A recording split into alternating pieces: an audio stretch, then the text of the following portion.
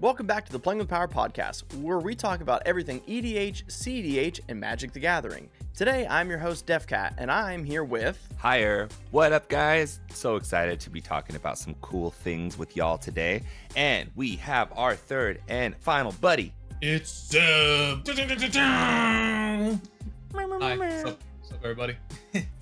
Guys, this podcast is not possible without your support over on Patreon. Thank you so much to our patrons that make all this possible, as well as get early access to these episodes, as well as to our sponsor, Dragon Shield, for giving us the perfect product for the perfect game. Thank you so much for providing such a great product that all of us use continuously at our tournaments and on all of our kitchen tables to keep our cards safe. So if you want to keep your cards safe, use Dragon Shield. And today, we have a topic that does get messy quite often, and a lot of us do need to keep safe, and we wanted to teach you guys how to do it properly and respectfully while still gaining an advantage, and that is how to yap. Yapping, capping. Listen, I'm so excited about today. There's some cards that you mentioned on this list that I like. How to get them to resolve. How to get them to... It's an art form, man. It's an art form. How to resolve. So a big portion of what makes a great yapper, get so far in a tournament, like you've seen, and many people notice there are people that are very good at yapping at the table, very good at politics, as they're able to get things to resolve off of forming either deals and or presenting information in a respectful manner that shows them that maybe they truly are not the threat. We are not talking about how to divert attention, how to lie, how to cheat, how to steal. That is the exact opposite, because one, if you keep doing that, people are never going to trust you again. But two, all we can really do for you is give you the information that genuinely helps. This also plays off of a previous podcast where we talked about politics. And I think this goes into an offshoot where we're talking about how to use a free resource, and that is your voice. This is how to get your things to resolve. This is not, hey, I'm going to do this, and that. This is, I'm simply trying to get my spells to resolve and using that resource to the best effect. Many people are often questioning, how do I get better at politics? So that's why we thought about this episode today. We wanted to teach you how to yap and zero in on one specific place for that. And that is how to get things to resolve. So that is going to be what we're covering. We have a list of cards that we're going to use as a reference point for you. Obviously, every deck runs a various amount of different cards, as many of you probably have your pet cards you put in your decks that you need to resolve for certain combos, but you can use all of these generic ones we were going to be listing today as a really good starting point about how you can politic your way into more advantages rather than watching your opponents waste counterspells on things that truly wouldn't have ended the game for them. If you haven't seen the political podcast, you should check it out. It'll be right here. Absolutely. And so we're going to go around in a quick circle and talk about generally our history with politics and the things that we've done in the past that we feel like has benefited us in tournaments. And a big portion of this is due to the deck we plays. So we're not going to speak on a specific commander, but just the way we like to politic. And for certain, when I'm at a table, the biggest advantage I've ever been able to give people is honesty. The availability to talk about that, and then once I have given honesty, demanding it of others. And so using it as a tool to both level the playing field against others that I'm worried about will probably out-politic me. And quite honestly, my politicking skills all revolve around mediating at that level. A big portion of what I do during a game, if I'm attempting to get a spell to resolve, is directly stating what it does and how it works, and making sure everyone's, got full clarity on the rules. I'm not trying to get it by someone and hope they don't know what the card does. But then when anyone else plays a card, I'm demanding that same level of transparency. And I can't tell you how often I've asked someone, hey, can you clarify more or tell us where this card goes? And I end up seeing it get countered. What card immediately jumps out to you as a card that people try to resolve, that they need to start talking more? The one that I see the most talk about but never get countered has been Smothering Tithe. I think Smothering Tithe in this current meta is more valuable than Rhystic Study most of the time. It is funny because I see Smothering Tithe, when it comes down, players are just like, groan. Oh, yeah, I guess. But not like in like that scared kind of way whenever a Rhystic study or a Mystic Remora resolves, right? Yep. And it will get removed later on, right? Yeah. Like just like I play Smothering Tithe quite often, and it's just like, okay, Skyclave Apparition it or something like that, a couple turns later if they get the opportunity to. Doesn't get anywhere near the respect that Rhystic Study or Mystic Remora do. If you have the cards in hand already, kind of massively puts you in the position that you would be in with a good Mystic Remora or Heuristic Study, because you're just like, I just need the mana to cast two of these spells this turn instead of just Yes. one, and you let me do that. And that is how most overloaded cyclonic rifts happen, is due to Smothering Tithe mana. Have seen so many overloaded cyclonic rifts because of Smothering Tithe mana. That's tough. I don't play white very much, so I don't get the joys of Smothering Tithe the way y'all do. Oh Uh, man.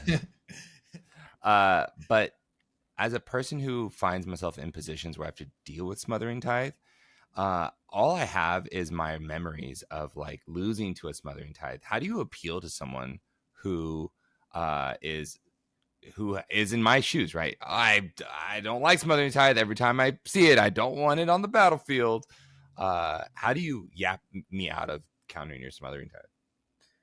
There's two specific ways to do it, and one involves the board state, and the other one is board state agnostic. And I want to start with the one that's with the board state first, and then go to the more drastic one. But if you have a Smothering Tithe and you know that like resolving this wins you the game because of the value your deck has, either you're going to have a Kennen on board and you're going to be grinding through either flips or through Thrasios activations due to it being in a TNT list or a Thrasios and Timno the Weaver list.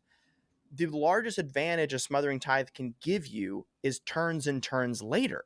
And so the ability to deflect that something else is currently supporting a win line on board and how you are just making mana, you're going to get to where you want to eventually anyway. This is just acceleration. You make it seem like all it is acceleration.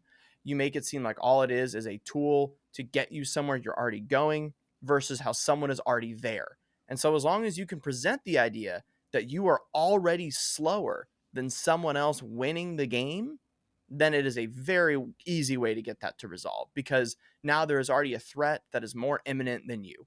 You're essentially saying like, yeah, no, I'm playing this, but I'm not going to get the value that I need out of it for 2 or maybe even 3 turn cycles.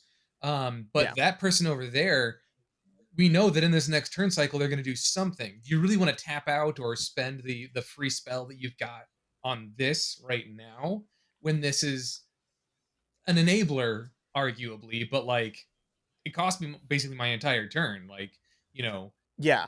Showing how it taps you out. yeah, get anyone that might try to stop that spell to instead go, oh, you know what, you're right. There's still more in this turn cycle that can happen, and someone else might take the opportunity that I gave them by countering the Smothering Tithe instead of waiting to see what they're going to do, right? So you can Yes. use that as a way to kind of like slip that in there and just have it kind of hang out. Um, and then like arguably you're not fibbing. It's like, yeah, well, if you remove this, sure, but like you can take some time. You can wait. Let things settle Yeah. out for a second here before we get rid of this guy, right? Giving the "it's not a problem now" talk to your friends. Mm, But yeah. the turn order there matters significantly, because if the person that you are worried about winning is after you, but still before the person with the counter spell, oh, you're golden, baby. They're going to be having to go, you're right. There's someone already before I even get another turn I need to be worried about. Yeah. But what Yeah. happens often is Smothering Tithe is in your hand, and you ended up with my favorite like opening hand in any Esper deck, or even Orzhov, which I don't play often, but Zeb, I know you do, which is land, Mana Vault, land, Smothering Tithe. So it's that turn two Smothering Tithe, and it's a very achievable hand to get it. But it normally means you have completely tapped out. All of your mana, maybe one at most, is not tapped. And so my favorite way to politic for a Smothering Tithe to be jammed is being able to say, I have now spent all my mana for the Smothering Tithe, and if it gets countered, I will not have mana for my interaction in my hand to help the table. Yeah, being able to almost like self-impose that jailer's fallacy to them, that you've put yourself in a position where I can't help anymore unless you let this resolve. And usually you're down to like 4 or even 3 cards if you mulliganed by that point. So Yep. you can also argue the point of like you're going to completely take me out of this game and make it a 3-player game where I can help you Yes. if you let this stay, right? It's like Yep. I'm going to be top decking to try to find my wins. So you don't have to worry about what I'm going to be spending this mana on because I have to find something to spend it on, right? Yeah, that feels right. That feels like if you say I'm tapping out to cast a Smothering Tithe, I'm trying to like get some value here. You can counter this if you want to counter this, but I have a mana drain and I have 1 mana and the next person's upkeep. If they don't pay for Smothering Tithe, then I'll have 2 mana for the mana drain. So it's up to you if you want to deal with me or not. And that, I think right there, like we were talking about, that kind of general idea is that you need to be able to take a look at the card you're attempting to play and talk about its tempo. I think that can be applied to every card we're about to talk about that's a permanent, is talking about that permanence tempo, when it's actually gaining its use, and how often we are all saving our interaction these days for game-winning spells and game-winning spells alone. We very rarely hit value pieces anymore. And I think there is a case for the fact that we may need to be paying attention to them more often, but you know, it is getting to that point where win attempts are so heavy and so backed up by card draw that it's almost important to just never interact with value engines unless it's Yeah, removal. unless it's removal for sure. Yeah, overall, I think Smothering Tithe and trying to get it to resolve is a bit easier only because it doesn't draw cards. And so a lot of people are a little bit more willing to let it resolve depending on the pod. But the long term is like you are probably winning the game if this stays around and other people start putting out like their draw engines. I've seen so many games where like the stat gets locked because there's all of these different value pieces and a Smothering Tithe, and the person with the Smothering Tithe is making mana while drawing cards, and that's just the recipe for winning games. That's just, that's how you do it. Absolutely. And heaven forbid the person that has the Smothering Tithe also has a Rhystic Study or a Mystic Remora out. You are in deep doo-doo, my friend. That is how Esper wins. So Smothering Tithe, that's how you get it to resolve. What about another card? Zeb, what do you got? What's a card that you try to yap to resolve? Lotho? Yeah, so it's funny you bring that up because yeah, I've got a couple little like side stories about Lotho Corrupt Sheriff that have to do with yapping and trying to politic your way through things. And this is actually kind of the inverse, where it was impossible, more or less, to politic my way through this, where an opponent on like turn 1 or turn 2 has removed my Lotho. And I'm just sitting there going, why would you do that? Lotho Corrupt Sheriff, it just gives me some mana. What's going on here? And then that opponent goes in that same turn cycle or the next turn cycle to win. And afterwards, they tell me I knew I had the other 2 opponents locked down, or they were too slow because they didn't have any mana acceleration. But you had the Lotho Corrupt Sheriff, and I was afraid you maybe had a Swords to Plowshares in your hand, and even though you were tapped out, you would have gotten the mana for it off of Lotho Corrupt Sheriff, and could have stopped my win attempt. And I'm looking at my hand in retrospect and going, that is exactly what happened. Wow, there was literally no way I could yap my way out of that because you were just like concrete set on that game action Yeah. right there, you know? A good point almost to that story as well is often when I notice someone is removing something and they're unable to give me an answer that I feel satisfied with, such as that, they point it at Lothar Corrupt Sheriff and I think, hey, this is just mana. Why is that important to you?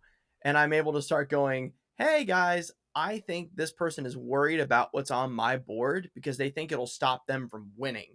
meaning we need to be paying attention to this person, and you might actually want to help me keep my Lotho due to this reasoning. And the ability to take other people not engaging in your politics as a red herring as to what they may be attempting on their turn. Some back lore about Lotho that I didn't realize was a thing. So Lotho Corrupt Sheriff is spelled Shirriff because he's a sheriff of the Shire. Ah, It's spelled wrong. Like sheriff is spelled Sher.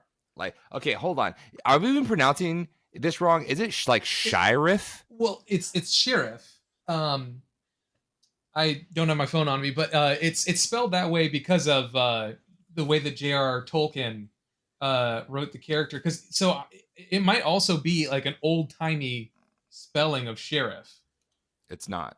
It's not. It's to refer a law enforcer of the Oh Shire. yeah, it's a law enforcer Yeah. of the Shire, akin to police. we got to Yeah. start calling So it it Shire. is indeed J.R.R. Tolkien writing a weird mix of Shire and sheriff. So it's a sheriff. Yeah. Yeah. That Yeah. is I love that. hilarious. Sorry, that was a deep cut. Anyways. This is going to be like people that play Tulane calling it Holland because that's the technical pronunciation. Oh, yeah, for sure. Yeah. Yep. Go ahead, Wizards of the Coast. Pop off. Yeah, so definitely trying to keep your stuff around because, like, you know, you're recognizing heads up play, or you also may be like overvaluing a value engine. I think is Mhm. definitely a thing. Now I know Lotho Corrupt Sheriff wasn't your card. What was your card? So my card actually, I think, is Dranath Magistrate. Because like we obviously all know Dranath Magistrate is kind of a boogeyman of CEDH, where it's like it comes down and then everyone else on the table groans and goes, "Great, now I can't do my thing." But especially with Lotho and other Sans Blue decks that don't have a lot of ways to control the board, your hate bears such as that are how you do that, how you control the board and in some ways help out other players, right? So when you try to resolve that, you know, Dranath Magistrate, it might be, I've had situations where I've gone, this needs to come down because that VV player is going to get VV out on the next turn cycle and they have enough mana to put Curiosity on it or something like that. This is actually good for us. Yeah. And then the way you argue it to your other opponents is, while this is also going to hamper you, this is going to give you the opportunity to set up in lateral ways that don't include casting your commander or doing something from exile, right? If they're playing a deck that is specifically like all about exile, so they're playing the American Monk. Yeah, or anything like Prosper. Anything like Prosper, something like Homebound, that. Yeah, any of those cards that ask you to cast from somewhere other than your hand. there are certain circumstances where a player will just be like, I literally cannot let that happen, or I lose the game, right? Unfortunate, but it does happen. In those circumstances, still, you can go, okay, well, I still have one other player that might be on my team here. Do you have any way to help me resolve this? And in some circumstances, they might, you know, go for that. It's like a 50-50 shot. So to boil that down, what you're saying is whenever you play a piece, you need to actively search for those that you believe it will not actively damage directly, although they may not like the piece, that you ask Yes. them and implore them to look through their hand and go, hey, can you deal with this and be okay still? Because if you can be, we're watching one other or two other players get completely shut out, and this advantages us severely. Dranath Magistrate is a boogeyman of CDH. People don't usually at all like it resolving on someone else's board. So you've got to find a way to pick and choose players that will allow it for even a little while to be there, so that you can, you know, like form like a minor alliance just for a minute to make sure that things go through, you know? Yeah.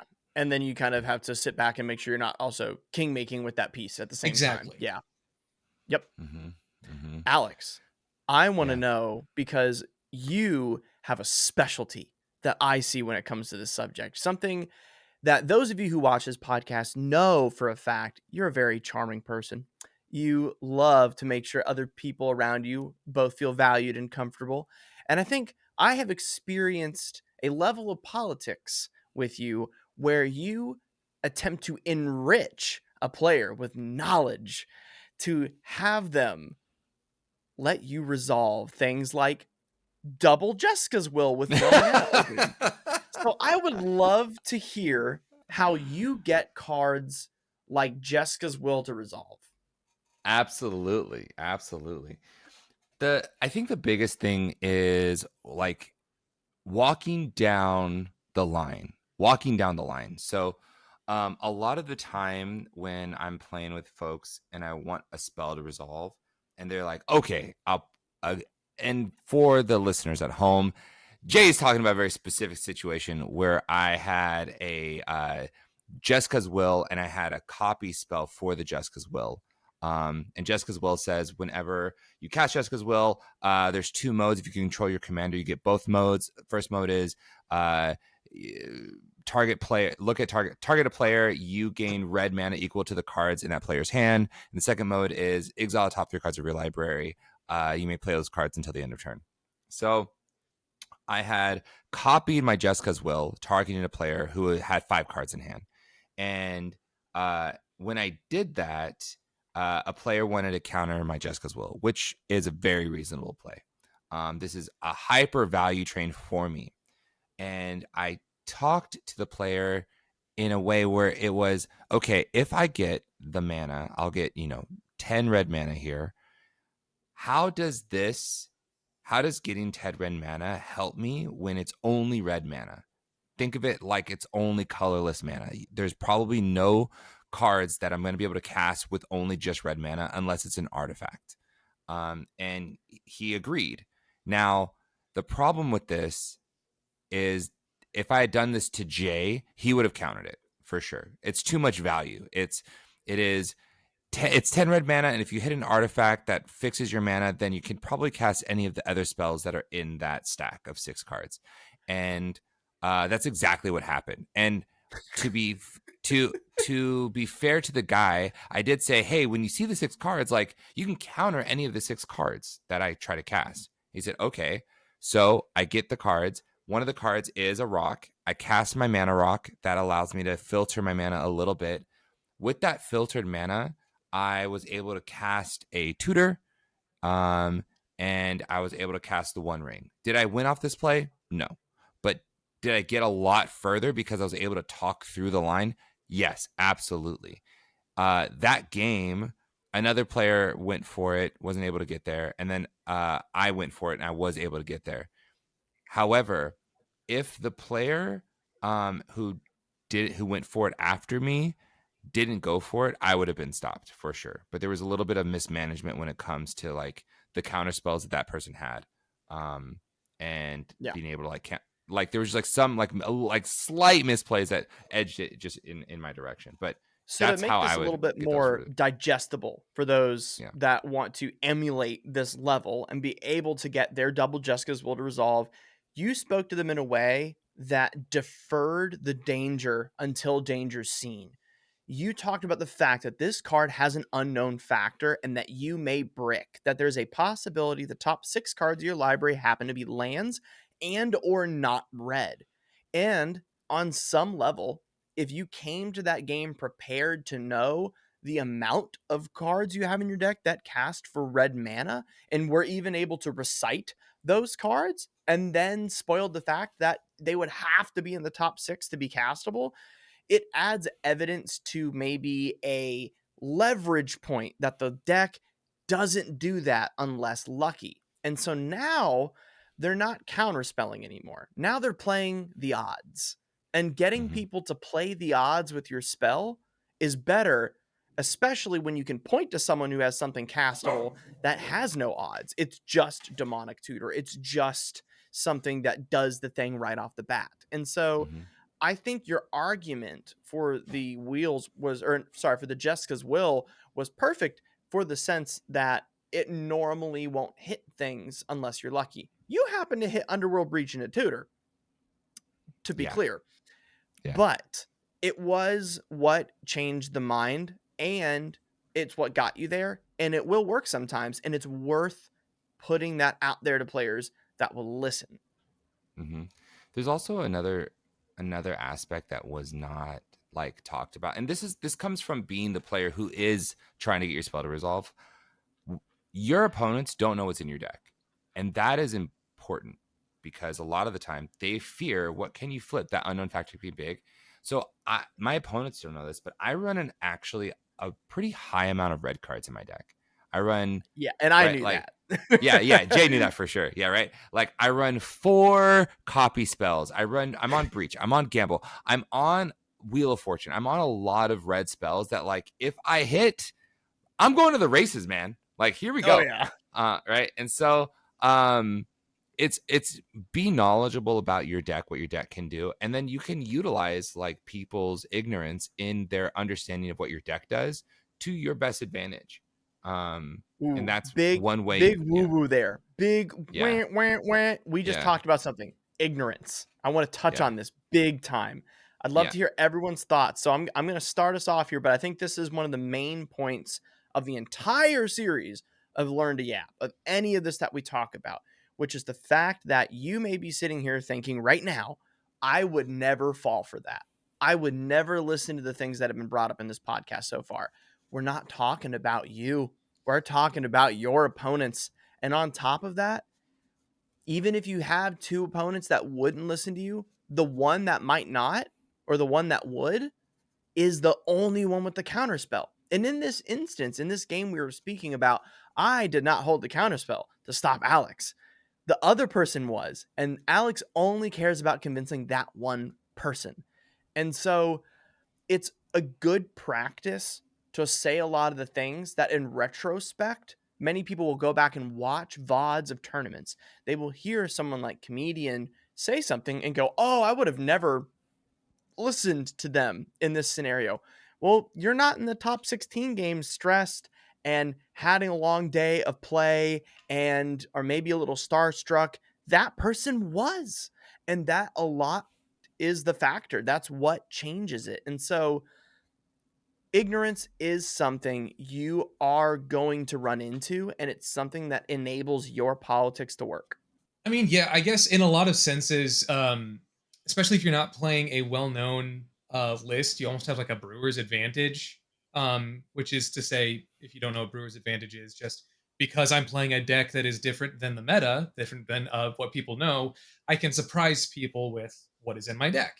And uh, even just playing like 5 cards that are different than the normal deck list, of a meta deck technically gives you that kind of like edge on others.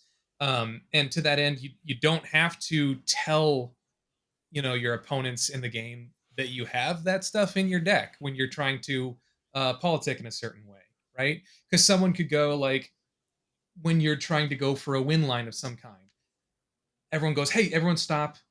This other person needs to think." And they're like, "All right, what could you, the player that's trying to win, what could they be going for with this tutor? What could they be doing with this?" Right? And one of the things that you can do is, I know it's called when to, yap in it, but there's also like when not to yap, right? Yep. And this might be a situation where, if let's say you're going for like a court of calling, right? Because you're like, I'm gonna get this one like 3 or 4 drop. Maybe it's even like a 2 drop, eternal witness. And so your opponents are like, what the heck are they trying to get for 2, right? And then they start like going through like all of their like thoughts. What could they possibly be running in this deck? I don't think they have it. I don't think they have something that can do this. Just let them do it, right? And that might be a good time for you to just kind of like shut down and be like, yeah, I mean, like I'm just, or even just go like, I don't have the ability to get eternal witness. I can't get that other thing, so I'm not scary, right? And then you go, oh nope, it was hermit druid, and I have the haste enabler, boop, something like that. Yeah. Hmm. Hmm. And Yeah. then your opponents are like, whoa, I've never seen this version of the deck that uses hermit druid. Didn't even think about that, right? Um, and so I guess in actuality, it's not necessarily not to not to talk, not to politic, but like how you do when you do politic. So in a case like that, it's a little bit of subterfuge and going, I'm not going to tell you everything in my deck, but I am going to tell you what I'm not able to do to make you a bit more okay with me doing what I'm doing, right? It's similar to when you try to resolve a demonic tutor and go, look, I'm not going to go for Thor fastest oracle. I'm not going to go for demonic consultation. I'm not going to go for any other two-piece combo, right? And they'll go, yeah, okay, fine. I'll let the demonic tutor Yeah. resolve, right? And you Tying go this get back to what we were talking about with the Jeska's will, it's the unknown being the leverage. It's allowing you to say, "Hey, I won't get the thing that you want me to get. You won't want me to get, and I'll even show you because I'll immediately play it, and it will not be Thassa's. It will not be Underworld Breach, and then it turns out to be some off the wall nutso card like Necrologia. right. 100%. That's my favorite card. Oh my god. Yeah, so I think like wrapping down the idea of ignorance and then going back into cards, there's a lot of cards that I think people have a thorough understanding of, yet still resolve because it is needed in certain moments. And a card that may be able to do that is a card like Ad Nauseum. Oh boy, Okay. I would like to spin you a tale. Spin us. Let us go. I was at a 10K tournament with around, I think it was around 140 people, and I decided to bring Turbo Nas, Rograk, Son of Rogoth, Silas Wren. I was ready to jam ad nauseum on turn one and turn two all weekend, and boy, did I. And so, after it winning me the first game, I ad naused on turn two and got the pile and GG. I went to that second game and my turn one ad nause was instantly countered. Eventually, I brought it back out, countered. So going into my third game, I was thinking, okay, this isn't looking too good for me. I don't know if Turbo Ad Nause is really the thing to be playing right now. So I'm going to start using my politics to help me.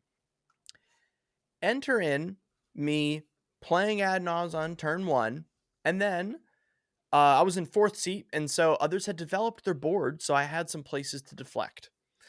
I had played my ad nauseum. Someone slammed the force of will, and I went, "Bup, bup, bup. Hey, bud, that's great. You have force of will. We're not going to let me ad nauseum. We're going to let you ad nauseum." And I let them physically put the card off the top of my library and lose my life. And I told them, you can stop whenever you want me to stop. But I think it's best for us right now to have interaction for the immense amount of value that was already on the board, which was a VV and a Timna with a Voice of Victory out. And so I was able to very easily say, cool, this ad nauseum isn't going to do the ad nauseum thing. It's going to do what you want it to do. The first card they flipped for me was Necropotence, which did not solve their issue, nor was I able to cast it because I only had one mana open. The second card that was flipped was Dark Ritual, Jeez. Yeah. which I continued to strain the point. This still lets them win the game, and we currently don't have a way to remove Voice of Victory. Do you? They did not. And they kept ripping cards off the top of my library for me until they were ready for me to stop, which included a Reiterate, a Fork, a Mana Vault, a few lands, and then eventually a Pact of Negation, which, due to the amount of extra mana I flipped, I actually would be able to pay if I were to have to cast it. And ad nauseum so often can be played at times where there are so many other threats, not even on the board, but on the stack, that you're able to say, this is just card draw. I can stop when you fellas are comfortable with me stopping, and we will find something to answer this stack. That was how I resolved it for the rest of the weekend. And I would put the Adnals in the stack and say, I need Mindbreak Trap. We need a Mindbreak Trap for this 12 spell stack that we don't want to deal with. I don't think you want to deal with this. I don't want to deal with this. How about we go find Mindbreak Trap? This is our ad nauseum. Yeah. This is The our good ad old nauseam. value ad nauseum. Yes, Heavy, absolutely. heavy air quotes. Correct. And oftentimes, ad nauseum isn't the only card you can say does this. And so the ability that when you play something that has the availability to win you the game, but also has the availability to help your opponents not lose due to what you get, that is the best and surefire way that after someone's already put the force of will on their board, you're like, up, up, up, up, up. Cool, it's countered. Now it's no longer an ad nauseum. It's no longer a demonic tutor. It's your hero. It's your knight in shining armor. What do you want? Because I'm gonna go get it now because that's Mm-hmm. better. That's way better than it getting countered. And it's way better than them losing the force of will and being unable to use it on Joe Schmo in next turn. Mm-hmm. Mm-hmm. Yeah, And that a lot. is what people are topping tournaments by doing.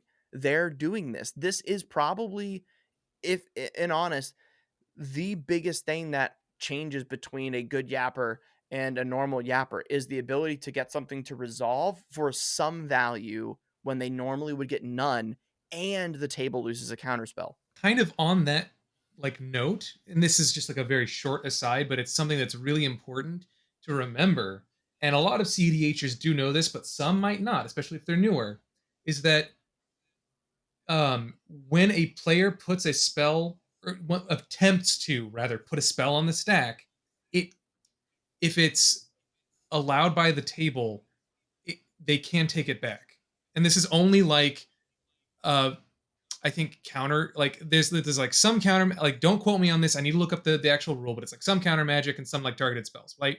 So like if a player says I'm going to duress you, you can say in response like hold on, don't cast that spell. Let's make a deal first, right? If someone says I'm going to counter that, you can go wait, wait, wait, don't put that on the stack. Don't do that. We can make a deal first, right? As long as priority is not passed, Yeah, it is just revealed information. yeah, You do not have to actually resolve it. exactly. There is the caveat. The way you get around any of that is people say, "I'm going to show you this pact of negation," Exactly. right? Yeah. But yeah, so just remember that like part of the deal making is it's not like knowing beforehand that something's going to happen. It is when it happens going, "Hold up, let's chat about what's going on here." Cuz Yeah. it actually gives you and yes, the rest of the table information about what might be in someone's hand, but it also gives the I won't say illusion of, but like some more agency to the person that's trying to interact with you because now they have an Right. additional choice of, well, I could just keep this on the stack and target your thing or you, or I could take it back, use it for something else later on the line, and I've also made a deal with the person that's casting the thing, right? And I can change the way that they're going to use it. So in the case of the ad nauseum, Yeah. I get to now decide when they stop, Yeah. right? Which Yeah. is Yeah. almost like an additional spell. I got to cast an additional spell for nothing. In the end, it might be more value to the ad nauseum player, but you still have a counter magic piece or something like that, right? Yeah. Um, Yeah. And what I like about this point is this, if we were talking about the Dungeons and Dragons morality scale, neutral evil, chaotic good, this right here is the, lawful good part of politics. It's saying, that's awesome. Thanks for revealing that information. I would now like to talk to you about something you would enjoy more with your consent. This has now Mm-hmm. become Mm-hmm. our tutor to save the game. And it is the most respectful way you can possibly politic, to be completely honest. And it's still exceedingly beneficial and probably the most used tool by people that top tournaments consistently do to their politics is the art of the deal. Mm-hmm. Mm-hmm. Yeah. Yeah. I think when it comes to any one of these cards, providing the player's agency is probably going to be the best way to get your spells to resolve. Whether it's an ad nauseum, I had a very similar experience with mnemonic betrayal, which allows you to exile your opponent's library or decks library, same thing. Allows you to exile your opponent's graveyards and then play cards from them, and you can use mana of any color to cast any spell from that. And I've done mnemonic betrayal where I'm like, hey, I know you have an interaction. I just want to get rid of this board. So let's play these spells together. What spell would you like me to cast to do that? Right. Yeah.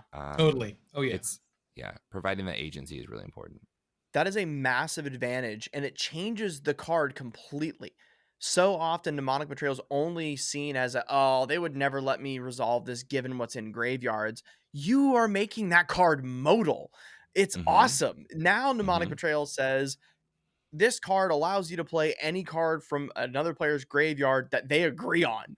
And that would resolve. Yeah. That would resolve a Yeah. lot more than a normal Mnemonic Betrayal. And I've Mhm. done the same thing where someone had put a Court of Calling onto the stack and they were clearly going to get a meal in order to go infinite with what was on the board.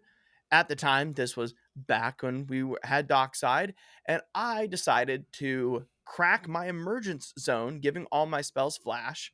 I cast the Mnemonic Betrayal, and I said, hey, I know that you have a counterspell in your graveyard. I'm out of any counterspells. I get there's other things that I could now go for the win by doing this within the graveyards, and we don't want that either. How about you just let me go play that counterspell? That way we get out of the situation. Yeah. Yeah. And It it also, saved us the game. yeah. And this is one more reason why people have to be, like you talked about honesty before. If you show that you have the integrity to like do that, people will let you resolve these spells. It's one of the Yep. like this huge issue, and I talk about this kind of a lot, where people trust their opponents, and it's because people are now making these types of deals, and if you don't honor your deals, you cannot utilize this style of yapping. There's just no room Yes. for it. Yeah. Yeah. Honesty is a huge advantage to being able to modalize your spells. Big advantage. I think Yeah. Freedom Waffle does this in a great amount of ways. So often they will make deals that are adhered to down to the letter. It's just later on you realize that deal benefited them. No, in no way, shape, or form have they ever gray areaed or gone back on a deal, but it's always been particular and to their benefit in the long run. Yeah. Exactly. Yeah. I got one more card I would love to talk about today, and I think it's the one that is most ubiquitous. It's just generic to that point, and we can even replace this card with ones that are similar to it. But it is Demonic Tutor. Mm. Mm-hmm. Mm-hmm. It's funny, as a card that always gets cast and always gets something good, I never see this card countered. Yeah, Yeah. we Why? Well, don't. my first instinct is to simply say that usually the card it gets is what people say to counter, right? You don't counter Correct. the tutor, you counter what the tutor tutors. Yes, exactly. So we almost all inherently, almost generationally, we've inherited how to politic this card because we've all agreed there's no good politic for countering it. Unless, and this is where we start talking about counter politics, my opponent's casting a demonic tutor. I love getting information out of people's hands by saying, hey, I get we always counter what they tutor, but do you have a hard counter spell? Because this could get a creature.